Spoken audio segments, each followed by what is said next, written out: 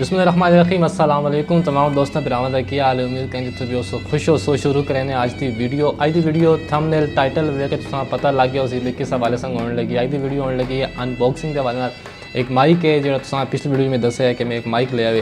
ठीक है, आज उसकी अनबॉक्सिंग करने का मैं आखा चलो काफ़ी दिन हो गए 2-3 दिन हो गए ने मेरे को आया हुआ लेकिन अनबॉक्सिंग में कोई नहीं की थी। ठीक है, तो मैं आखा चलो आज की वीडियो में अनबॉक्सिंग उसकी करें। एक उदी चीज़ मिस हो गई है वो उस बॉक्स के नाल जो माइक है उसके नाल नहीं मिलती, वो एक्स्ट्रा लैनी पौंदी है। ठीक है, लेकिन वो मैं नहीं खरीदी।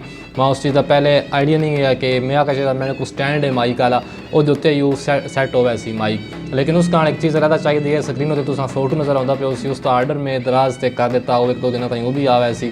तो जो माइक है वो थोड़े नाल मैं अज की अनबॉक्सिंग यू करें। यह माइक है बोया MM1 माइक।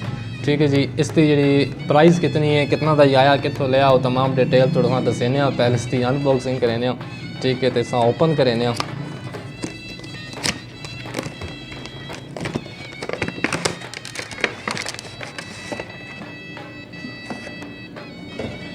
इस इतने रख देव तो पहले चेक करा कि होर के ये मैनुअल है एक जोड़ा आम तौर पर कोई बंदा भी नहीं पढ़ता।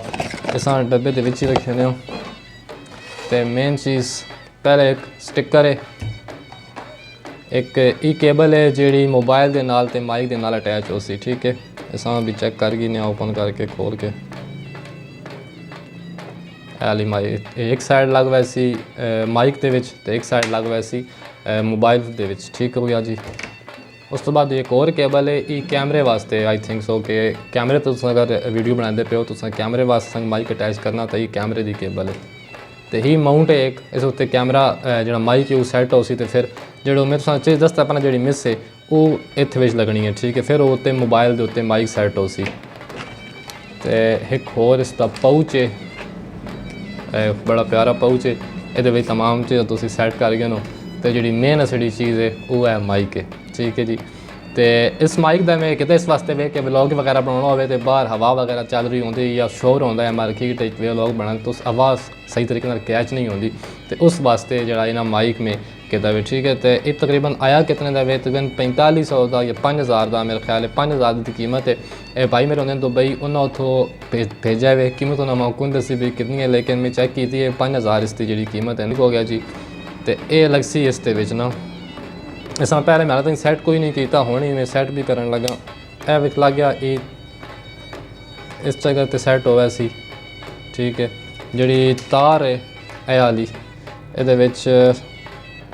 ये जी साइड है ये इतने लग वैसी, तो ये इतों मोबाइल के उत्ते सैट हो वैसी इस जगह तो यह जी साइड है ये मोबाइल के लग वैसी। तो फिर तुम इस तरीके थोड़े मोबाइल के उत्ते आ वैसे तो वॉइस क्वालिटी अपनी बेहतर कर सकते हो। पिछले बैकग्राउंड आवाज़ आनी पी उस मैं अपनी शॉप पर बैठा वहाँ तो बाहर मेन रोड है तो गड्डियाँ वगैरह लगदियाँ पे तो उन्होंने आवाज़ आती पी उसी।